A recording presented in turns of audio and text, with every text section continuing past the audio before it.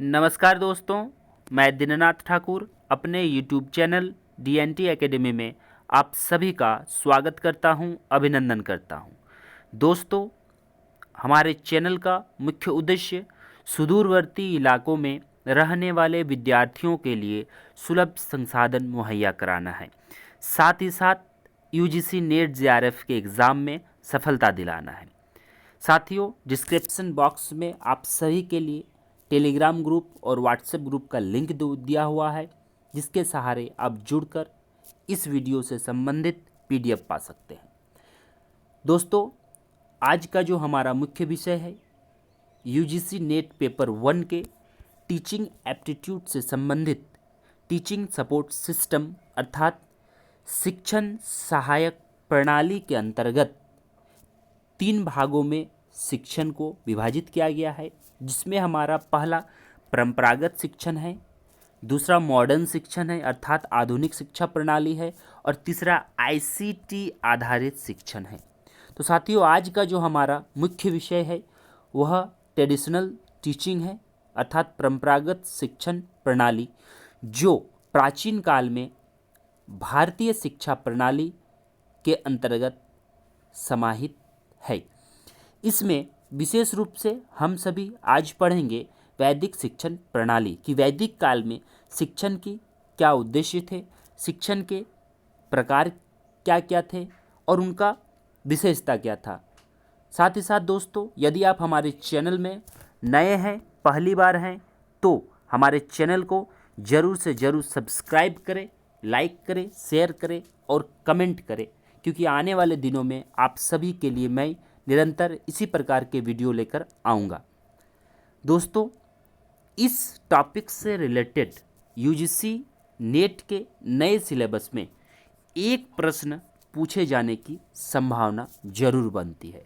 उसी दृष्टिकोण से कुछ ऐसे तथ्यों को आज पढ़ेंगे जिसके सहारे UGC नेट के पूछे जाने वाले प्रश्नों का सॉल्यूशन हो सके। तो चलिए शुरू करते हैं वैदिक शिक्षण प्रणाली अर्थात ट्रेडिशनल टीचिंग, परंपरागत शिक्षण, जो आज से काफ़ी प्राचीन काल में भारतीय शिक्षा प्रणाली के अंतर्गत समाहित था। मुख्य रूप से अगर हम बात करें तो भारतीय शिक्षण प्रणाली को 3 भागों में बांटा गया है, जिसमें परंपरागत शिक्षण प्रणाली, आधुनिक शिक्षण प्रणाली और ICT बेस्ड शिक्षण प्रणाली। जो हम वैदिक शिक्षण प्रणाली की बात करते हैं, यह भारत के परंपरागत शिक्षण प्रणाली के अंतर्गत समाहित है अर्थात ट्रेडिशनल टीचिंग सिस्टम के अंतर्गत समाहित है। वैदिक शिक्षण प्रणाली की शुरुआत आज से लगभग 2500 वर्ष पूर्व से लेकर 500 वर्ष पूर्व मानी जाती है। यह विशेष तौर पर अपने सभ्यता के उदय के शुरुआती दौर में शुरू हुआ था, लेकिन इसके बारे में स्पष्ट व्याख्या नहीं हो पाता है। लेकिन यह माना जाता है कि ऋग्वेद के रचना के साथ साथ इस शिक्षण प्रणाली का विकास हुआ है। इसे हम एक कड़ी के रूप में जब देखें तो देख सकते हैं कि किस प्रकार इसका विकास हुआ है। वैदिक काल 1500 से लेकर 1000 वर्ष पूर्व, उत्तर वैदिक काल 1000 से लेकर 600 वर्ष पूर्व, यानी कि वैदिक काल को हमारा 2 भाग में बांटा गया है मूल रूप से, एक ऋग्वेद काल और एक उत्तर वैदिक काल। लेकिन अगर क्रमबद्ध रूप से बात करें, सिस्टमैटिक ढंग से बात करें, तो सबसे पहले ऋग्वैदिक काल, फिर उत्तर वैदिक काल, फिर ब्राह्मण काल, उपनिषद काल, सूत काल होगा, ये थोड़ा मिसप्रिंट है, सूत काल और स्मृति काल। अर्थात हम अगर सिस्टमेटिक क्रमबद्ध रूप से बात करें तो सबसे पहले ऋग्वैदिक, फिर उत्तर वैदिक, ब्राह्मण, उपनिषद, सूत काल और स्मृति काल। तो इससे हमारा अवरोही या आरोही क्रम में सजाने के लिए UGC नेट के पेपर 1 में पूछे जा सकते हैं, तो इसको ध्यान रखना जरूरी है। अब आते हैं हम ऋग्वेद अर्थात ऋग्वेद के अंतर्गत शिक्षण प्रणाली, परंपरागत शिक्षण प्रणाली में किस प्रकार का विकास हुआ। तो ऋग्वेद की प्रमुख भाषा जो है संस्कृत है और हमारे प्राचीन भारतीय इतिहास में अधिकांश कार्य अर्थात प्राचीन परंपरागत शिक्षा प्रणाली में जो कार्य होते थे संस्कृत से होते थे और इनका विकास मूल रूप से प्राकृत भाषा से संबंधित है। आगे हम बात करते हैं कि ऋग्वेद काल में शिक्षा का मूल अर्थ अर्थात मूल उद्देश्य ज्ञान की प्राप्ति और विद्या अर्जन था। ऋग्वेद काल में यदि मानव जीवन के 4 मुख्य भागों की बात करें अर्थात आश्रम की बात करें, क्योंकि ऋग्वेद काल में इन सभी को जानना काफ़ी जरूरी है, हो सकता है कि इससे संबंधित प्रश्न भी पूछा जाए।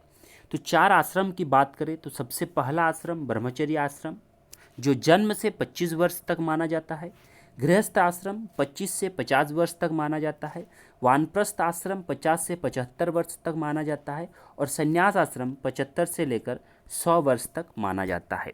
जबकि जीवन के 4 आधार स्तंभ की अगर हम बात करें ऋग्वेद काल में तो धर्म, अर्थ, काम और मोक्ष, यही 4 आधार स्तंभ के आधार पर ही भारतीय उपनिषदों में, भारतीय धर्म ग्रंथों में जो नियम और सिद्धांत बनाए गए हैं इन्हीं पर आधारित है। यदि हम वैदिक काल के शिक्षा के प्रकार की बात करें तो सामान्य तौर पर प्रारंभिक शिक्षा और उच्च शिक्षा के तौर पर बांटा गया है। ध्यान दीजिएगा कि सामान्य तौर पर प्रारंभिक शिक्षा और उच्च शिक्षा। जब प्रारंभिक शिक्षा की बात करें तो हम सभी जानते हैं कि प्रारंभिक शिक्षा अर्थात जीवन की अवस्था का शुरुआती दौर, एक बालक बालिकाओं में शिक्षा का शुरुआती दौर जो प्रारंभ होता है जिसे हम प्रारंभिक शिक्षा कहते हैं वह घर से ही प्रारंभ होता है।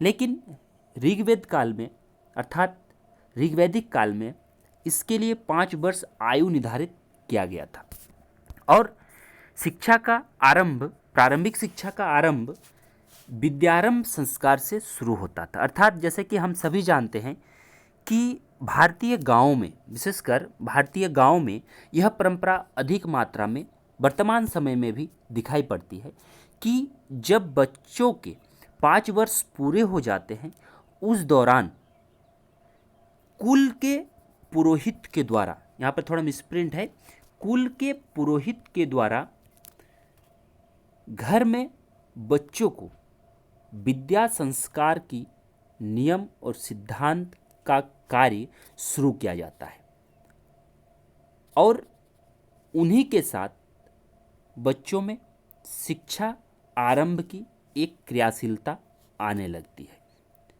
लेकिन जब हम उच्च शिक्षा की बात करें, जो वर्तमान समय की शिक्षा में हम विश्वविद्यालय स्तर की शिक्षा कहते हैं, वही प्राचीन और परंपरागत अर्थात वैदिक काल की शिक्षा में गुरुकुल आश्रम से जो प्राप्त होती हुई शिक्षा थी वही हमारा उच्च शिक्षा हुआ करता था। लेकिन उच्च शिक्षा अर्थात गुरुकुल प्रथा जो था काफ़ी कठोर था और यह औपचारिक शिक्षण प्रणाली के अंतर्गत समाहित था, क्योंकि इसके नियम काफ़ी कठोर हुआ करते थे और विद्यार्थियों को अर्थात शिष्यों को उसका पालन करना होता था। यह यथार्थ पर आधारित होते थे। इसका तात्पर्य है कि विद्यार्थी वास्तविक शिक्षण हासिल करते थे। वह गुरुकुल आश्रम में अपने गुरुवर के साथ रहकर, अपने बड़ों के साथ रहकर, उस आश्रम की व्यवस्था के साथ रहकर, नियम और सिद्धांतों के साथ मिलकर अपना शिक्षा हासिल करते थे। लेकिन यहाँ एक बहुत ध्यान देने योग्य बातें हैं कि उच्च शिक्षा उपनयन संस्कार के बाद ही योग्य माना जाता था। उपनयन संस्कार यदि बात करें तो हिंदू धर्म के 16 संस्कारों में से 10वें नंबर का संस्कार हमारा उपनयन संस्कार है, जिसे हम यज्ञोपवीत अर्थात जनेऊ संस्कार भी कहते हैं। तो यहाँ पर ध्यान देने योग्य बातें हैं कि उपनयन संस्कार कौन हिंदू धर्म के कितने नंबर के संस्कारों में शामिल है, तो 10वें नंबर के संस्कारों में शामिल है। आगे हम बात करते हैं कि ब्राह्मण, क्षत्रिय, वैश्य इन तीनों में उपनयन संस्कार के कौन सी अवधि थी और कौन से ऋतु के अंतर्गत। तो ब्राह्मणों में विशेष तौर पर 8 वर्ष के दौरान बसंत ऋतु में उपनयन संस्कार शुद्ध माना जाता था। क्षत्रिय में 10 वर्ष के दौरान ग्रीष्म ऋतु में उपनयन संस्कार हुआ करता था और वैश्य में 12 वर्ष के दौरान पतझड़ ऋतु में उपनयन संस्कार का कार्य किया जाता था। लेकिन यहाँ सबसे अगर नेगेटिव बात की बात करें, अर्थात जहाँ पर यूजीसी नेट प्रश्न पूछने की बात आती है तो इसी प्रकार के कथनों से प्रश्न निकल कर आते हैं। तो इसमें देखते हैं ब्राह्मण, क्षत्रिय और वैश्य तीनों में हमारा उपनयन संस्कार अर्थात उच्च शिक्षा पाने के हकदार थे, लेकिन शूद्र को शिक्षा से वंचित रखा गया और उसमें उपनयन संस्कार के बारे में उल्लेख नहीं किया गया। अब आते हैं थोड़ा बृहत देख लेते हैं उपनयन संस्कार का। तो इसे यज्ञोपवीत संस्कार भी कहा जाता है, जिसे हम जनेऊ संस्कार के नाम से भी जानते हैं। जनेऊ में विशेष रूप से एक शुद्ध धागा होता है जिसके अंतर्गत 3 बैंड होता है, अर्थात 3 इसमें राउंड होता है, जिसमें हिंदू धर्म में कहा गया है कि 3 धागे ब्रह्मा, विष्णु और महेश के समान संकेतक हैं। और कहा जाता है, धर्म ग्रंथों में भी उल्लेख है कि जब तक सृष्टि के रचयिता, सृष्टि के पालनहार और सृष्टि के संहारक हमारे साथ नहीं होंगे तो हमें शिक्षा ग्रहण करने में असुविधा होगी। उपनयन संस्कार जो धारण करते थे जिसे द्विज कहा जाता था, तो यहाँ से भी आपका प्रश्न बन सकता है कि द्विज किसे कहा जाता था। जो उपनयन संस्कार धारण करने वाले होते थे उसे द्विज कहा जाता था।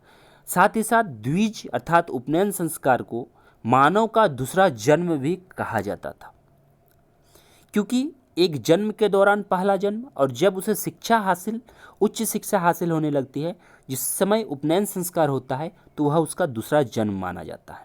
वर्तमान परिदृश्य में यदि हम इसका बात करें तो कहीं न कहीं जाति प्रथा के दौर के कारण उपनयन संस्कार सिर्फ ब्राह्मणों में ही किए जाते हैं, अर्थात उच्च वर्ग में ही हासिल है। अब आते हैं हम समावर्तन संस्कार।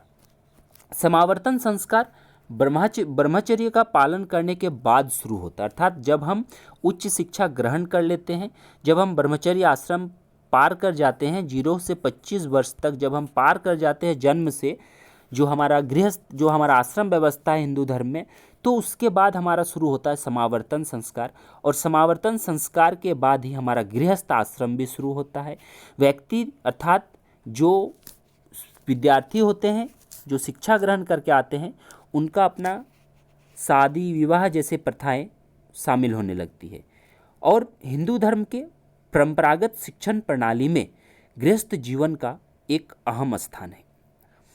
समावर्तन संस्कार में गुरु दक्षिणा की भी परंपरा है, लेकिन ध्यान देने योग्य बातें हैं कि वैदिक काल में गुरु दक्षिणा के व्यवस्था के रूप में गुरुओं द्वारा मांगे गए कुछ विशेष उपहार को ही दिया जाता था, लेकिन राशि के तौर पे यह निःशुल्क था। अब आते हैं वैदिक काल में शिक्षा का पाठ्यक्रम क्या था। तो वैदिक काल में शिक्षा के पाठ्यक्रम को मुख्य रूप से 4 भागों में बांटा गया था, जिसमें हमारा सामान्य शिक्षा, विशिष्ट शिक्षा, अपरा शिक्षा और परा शिक्षा है।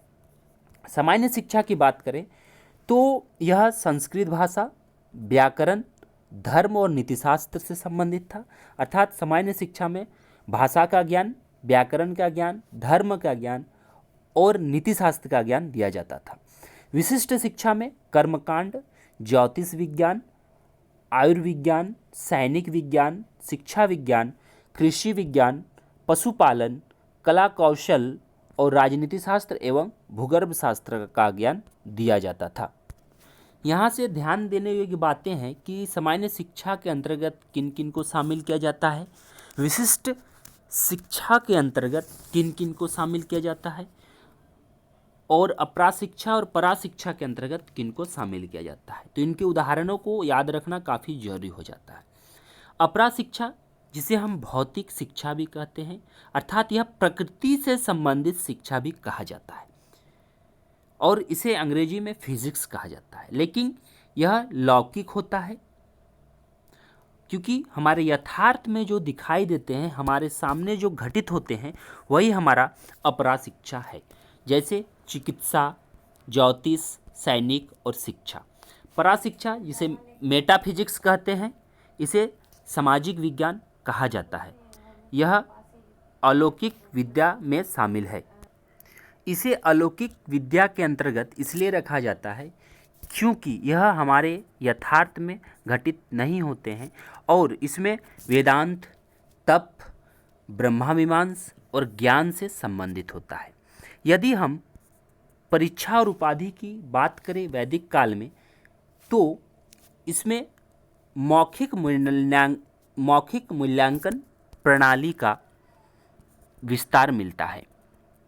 और इसमें यदि उपाधि की बात किया जाए तो उपाधि को 4 भागों में बांटा गया।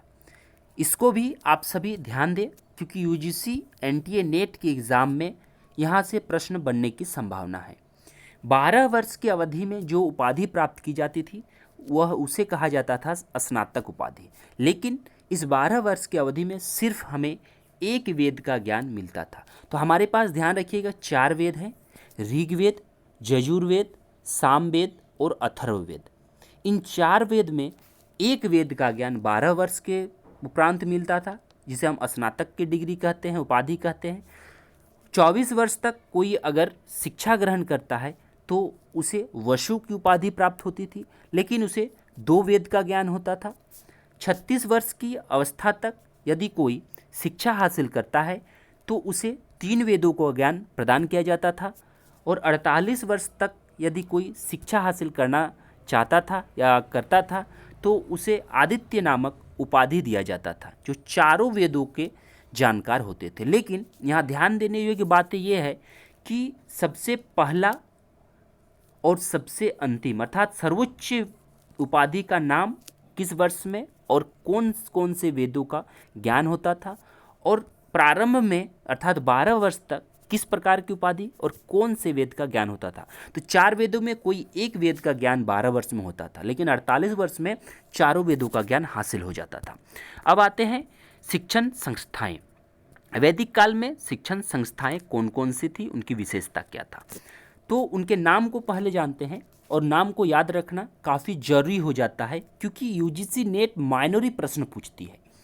पहला है टोल, अर्थात यह एक ऐसी शिक्षण संस्थान थी जिसमें केवल एक ही शिक्षक हुआ करते थे और यह संस्कृत भाषा का ज्ञान देता था।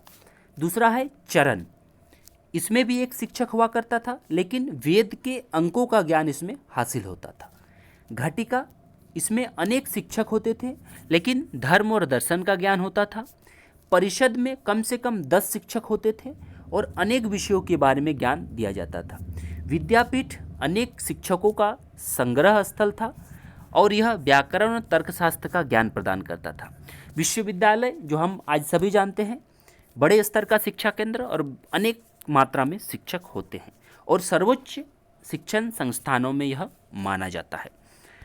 तो इनके संस्थान को जानना काफ़ी जरूरी है और याद रखने योग्य बातें हैं। अब आते हैं वैदिक काल में प्रमुख शिक्षण केंद्र। तक्षशिला, मिथिला, प्रयाग, काशी, कांची, ये 5 ऐसे केंद्र थे जो काफ़ी फेमस थे। तो तक्षशिला की यदि हम बात करें तो वर्तमान में यह विश्वविद्यालय अर्थात शिक्षण केंद्र पाकिस्तान के रावलपिंडी के अंतर्गत है, लेकिन प्राचीनतम विश्वविद्यालय में यह शामिल है। यह हिंदू और बौद्ध धर्म का केंद्र माना जाता है और यहाँ के आचार्य चाणक्य थे। ध्यान दीजिएगा, यहाँ के आचार्य चाणक्य थे। अब आते हैं मिथिला। मिथिला एक ज़माने में भारत का राज्य भी था और माना जाता है कि वर्तमान बिहार और नेपाल के तराई में इसका इलाका है।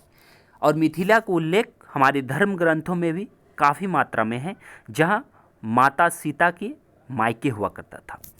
प्रयाग की अगर हम बात करें तो इसका भी भारतीय रामायण, भारतीय महाभारत के उपनिषदों के और पुराणों में अहम स्थान रखता है, जिसे समय के साथ इलाहाबाद और वर्तमान में प्रयागराज के नाम से जाना जाता है। काशी का भी अपना अलग महत्व है। कांची दक्षिण भारत के कांचीपुरम अर्थात तमिलनाडु, जिसे वर्तमान में कांचीपुरम के नाम से जानते हैं, तमिलनाडु में स्थित है। लेकिन ध्यान देने योग्य बातें हैं कि जितने भी शिक्षण केंद्र थे वैदिक काल में अर्थात ऋग्वेद काल में, जो कांची सिर्फ दक्षिण भारत में था, बाकी सब उत्तर भारत में था। तो यहाँ से भी प्रश्न बनने की संभावना काफ़ी महत्वपूर्ण हो जाती है, क्योंकि एकमात्र शिक्षण संस्थान वैदिक काल में कांची, जिसे वर्तमान में कांचीपुरम तमिलनाडु में स्थित है। इसके उद्देश्य की अगर हम बात करें तो उद्देश्य में देखते हैं, मोक्ष की प्राप्ति मुख्य उद्देश्य हुआ करता था वैदिक काल में। ईश्वर भक्ति, चरित्र निर्माण, व्यक्तित्व विकास, नागरिक और सामाजिक विकास में भागीदारी, कर्तव्य का विकास और सामाजिक कुशलता, सुख की उन्नति, संस्कृति का संरक्षण और विस्तार। तो ये सभी हमारा क्या है, विशेषता है। अर्थात हम कह सकते हैं कि शिक्षा का उद्देश्य है और इसी उद्देश्यों पर आधारित था वैदिक काल का शिक्षा। तो इसके पॉइंट टू पॉइंट इसे नोट कर लें, साथ ही साथ याद करें। साथ ही दोस्तों, अगर आप हमारे चैनल में नए हैं तो सब्सक्राइब जरूर करें। आगे चलते हैं कि वैदिक शिक्षा में दोष क्या था। तो सबसे महत्वपूर्ण और मुख्य दोष जो पीछे भी हम देखें, शूद्रों को शिक्षा से दूर रखा गया, स्त्रियों की भागीदारी काफ़ी कम थी, कठोरता से नियम का पालन होता था और गुरु दक्षिणा द्वारा मनमानी होता था। अर्थात हम कह सकते हैं कि वैदिक शिक्षण प्रणाली के भी दोष हैं, उनके उद्देश्य हैं। इन सभी बिंदुओं को आसानी से समझ सकते हैं और हम सभी परंपरागत भारतीय नियमों पर आधारित हैं, तो इन सभी को आसानी से समझ भी सकते हैं, याद भी कर सकते हैं। लेकिन दोस्तों, हम जरूर बताएंगे कि यूजीसी नेट में इससे संबंधित प्रश्न पूछा जाएगा, तो इसे जरूर से ध्यान से समझें। इसके संदर्भ में हम कुछ और बातें कर लेते हैं। तो इसमें कुछ दर्शन है और उसके प्रवर्तक हैं, अर्थात कुछ इसमें मुख्य बातें हैं, कुछ विद्वानों के अपने मत थे, दर्शन थे। जैसे कि चावर्क का दर्शन चावर्क द्वारा प्रवर्तक माना जाता है। योग जो वर्तमान में भी चलता है, ऋषि पतंजलि द्वारा शुरुआत माना जाता है। सांख्य जो है कपिल मुनि द्वारा माना जाता है। न्याय का जो बात आता है गौतम मुनि द्वारा माना जाता है। पूर्व मीमांसा जैमिनी द्वारा माना जाता है। उत्तर मीमांसा बदरायन द्वारा माना जाता है और वैशेषिक कानक द्वारा माना जाता है। अर्थात इन सभी को याद रखना जरूरी है। यह जो दर्शन और प्रवर्तक है, मैं यह नहीं कह रहा हूँ कि यह शिक्षण से संबंधित है, लेकिन मुझे लगा कि आप लोगों को वैदिक शिक्षण के अंतर्गत इसे समाहित करना जरूरी है। यह आप लोगों को इंडियन फिलॉसफी के टर्म में विशेष योगदान बनने वाले हैं। ऋग्वेदिक कालीन कुछ नदियों को भी देख लेते हैं, जिसका प्राचीन नाम और आधुनिक नाम है। कुरुम्ब, जिसे हम कुरुम कहते हैं। कुभा, जो वर्तमान में काबुल के नाम से जाना जाता है। वितिस्ता, जो आधुनिक समय में झेलम। अस्कनी, जिसे वर्तमान में चिनाब। परुशनी, जिसे वर्तमान में रावी। स्वतुद्री, जिसे वर्तमान में सतलज। विपासा, जिसे वर्तमान में व्यास। सदानेरा, जो वर्तमान समय में गंडक। और दृशधति, जो वर्तमान में घग्घर। गोमल, जो वर्तमान में गोमती। और सुवस्तु, वर्तमान में स्वात के नाम से जाना जाता है। तो इन सभी बिंदुओं पर चर्चा करें, इन सभी बिंदुओं को ध्यान दें और यूजीसी नेट के एग्ज़ाम पॉइंट ऑफ व्यू से आप लोग आसानी से इसे सॉल्व कर सकते हैं। तो दोस्तों, यदि आप लोगों को हमारा ये वीडियो अच्छा लगा तो ज़रूर से ज़रूर लाइक करें, शेयर करें, कमेंट करें और सब्सक्राइब करना ना भूलें। धन्यवाद।